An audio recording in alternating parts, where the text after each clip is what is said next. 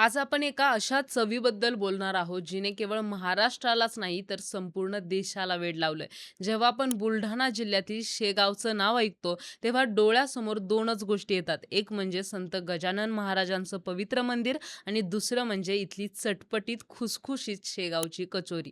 खरं तर एखाद्या साध्या खाद्यपदार्थाने एका शहराची ओळख बनणं, ही काही सोपी गोष्ट नाही. पण शेगाव कचोरीने हा चमत्कार करून दाखवलाय. आज या कचोरीचा सुगंध गल्लीबोळापासून ते मोठ्या शहरातील हायवेपर्यंत पसरलाय. पण तुम्हाला कधी प्रश्न पडलाय का, की या कचोरीची सुरुवात नेमकी कशी झाली आणि ती इतकी फेमस का झाली? हेच आपण पाहूया या व्हिडिओच्या माध्यमातून. त्याआधी चॅनलला सबस्क्राईब करा आणि व्हिडिओ शेवटपर्यंत नक्की बघा.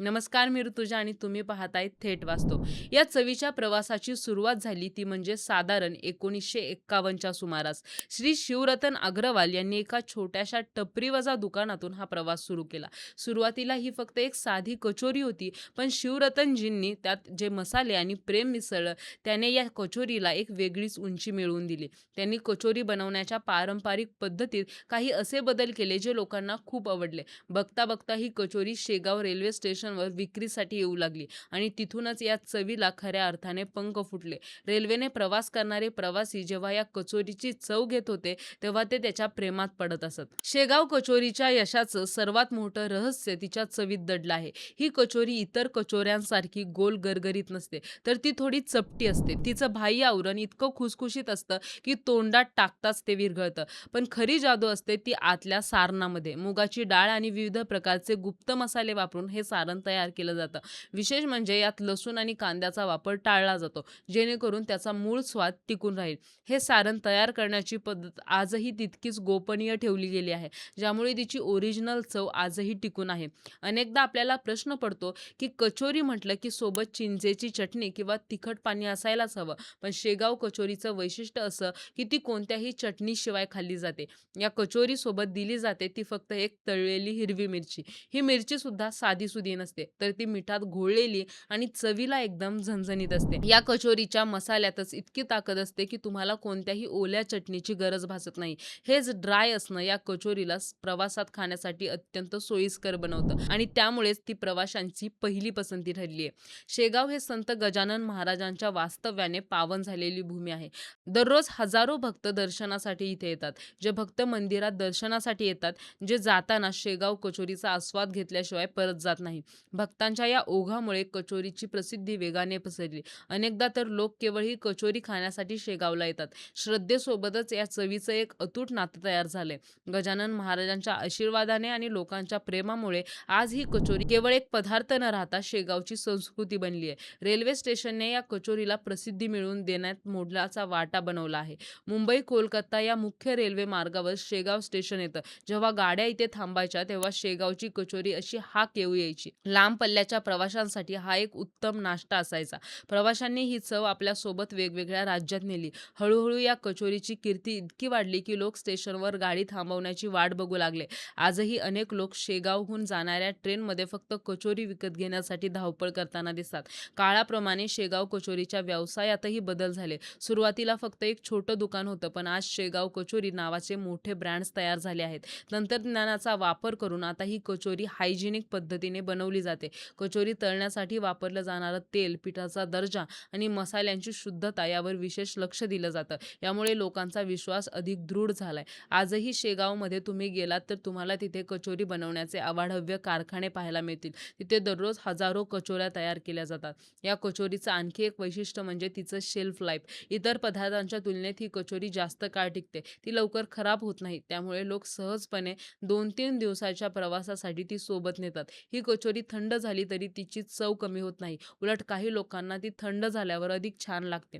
या टिकाऊपणामुळेच ती परदेशात राहणाऱ्या नातेवाईकांसाठी सुद्धा पाठवली जाते. चवीतलं सातत्य आणि गुणवत्ता यामुळेच या कचोरीने अनेक दशकांपासून लोकांच्या मनावर राज्य केले. सोशल मीडियाच्या काळात तर शेगाव कचोरीला एक वेगळंच ग्लॅमर मिळाले. फूड ब्लॉगर्स आणि यूट्यूबर्सनी या कचोरीचे व्हिडिओ बनवून ती जगभर पोहोचवली. जेव्हा एखादा इन्फ्लुएन्सर त्या खुसखुशीत कचोरीचा तुकडा मोडून कॅमेऱ्यासमोर दाखवतो, तेव्हा पाहणाऱ्यांच्या तोंडाला पाणी सुटल्याशिवाय राहत नाही. इंटरनेटमुळे आता लोकांना या कचोरीचा इतिहास आणि ती बनवण्याची प्रक्रिया जवळून पाहायला मिळते.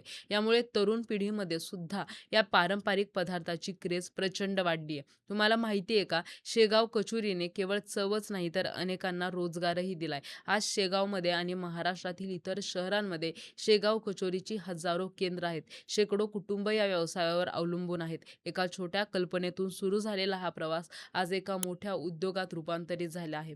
हे केवळ एका पदार्थाचं यश नाही, तर मराठी माणसाच्या जिद्दीचं आणि अस्सल चवीचं यश आहे. ज्यांनी ही कचोरी एकदा चाखली ते तिच्या प्रेमात पडल्याशिवाय राहत नाहीत. शेगाव कचोरीची तुलना अनेकदा जोधपुरी कचोरी किंवा इंदोरी कचोरीशी केली जाते. पण या स्पर्धेतही शेगाव कचोरीनं आपलं वेगळं स्थान टिकवून ठेवलंय. जोधपुरी कचोरी आकाराने मोठी आणि तेलकट असते, पण शेगावची कचोरी वजनाला हलकी आणि पचायला सोपी असते. त्यात वापरलेले पाचक मसाले आरोग्यासाठी उत्तम मानले जातात. ही साधेपणा आणि चव यांची योग्य सांगड म्हणजे शेगावची कचोरी. म्हणूनच ती आजही सर्वसामान्यांच्या खिशाला परवडणारी आणि जिभेला सूख देणारी ठरलेली आहे. आज महाराष्ट्रातील प्रत्येक मोठ्या शहरात, मग ते पुणे असो किंवा मुंबई, आपल्याला शेगावची कचोरीचे बोर्ड दिसतात. अर्थात प्रत्येक ठिकाणची चव ओरिजिनल शेगावसारखी असेलच असं नाही, पण त्या नावाचा एक वेगळाच दरारा आहे. लोक शेगाव हे नाव वाचून तिथं गर्दी करतात. ही या ब्रँडची ताकद आहे. मुळात ही कचोरी फक्त भूक भागवण्यासाठी नाही, तर ती एक भावना आहे. जेव्हा आपण ती मिरचीसोबत खातो, तेव्हा त्यातून मिळणारा आनंद शब्दात मांडता येत नाही. शेगाव कचोरीचा हा प्रवास आपल्याला शिकवतो, की जर तुमच्या उत्पादनात गुणवत्ता असेल आणि तुमची मेहनत प्रामाणिक असेल, तर तुम्ही शून्यातून विश्व निर्माण करू शकता. एका छोट्या गावातून सुरू झालेली ही चव आज जागतिक स्तरावर ओळखली जाते. ही आपल्या सर्वांसाठीच अभिमानाची गोष्ट आहे. आजच्या फास्ट फूडच्या जमान्यातही ही पारंपरिक कचोरी पिझ्झा आणि बर्गरला तगडी फाईट देतीये. तिची लोकप्रियता दिवसेंदिवस वाढतच जाणार आहे, कारण ही चव थेट मातीशी जोडलेली आहे. मित्रांनो, जर तुम्ही कधी शेगावला गेलात किंवा तुमच्या शहरात कुठे अस्सल शेगाव कचोरी मिळत असेल, तर नक्की ट्राय करा. ती खाताना फक्त चव घेऊ नका, तर त्यामागचा तो मोठा इतिहास आणि कष्टही आठवा. ही कचोरी म्हणजे महाराष्ट्राच्या खाद्य संस्कृतीचा एक अनमोल दागिना आहे. तिचा प्रत्येक घास तुम्हाला एका वेगळ्याच तृप्तीचा अनुभव देईल. मला खात्री आहे, की हा व्हिडिओ पाहिल्यावर तुमच्याही तोंडाला पाणी सुटलं असेल आणि तुम्हाला आता लगेच कचोरी खाण्याची इच्छा झाली असेल. तर ही होती गोष्ट आपल्या लाडक्या शेगाव कचोरीची. तुम्हाला हा व्हिडिओ आवडला असेल, तर व्हिडिओला लाईक करा, शेअर करा आणि सबस्क्राईब करायला विसरू नका.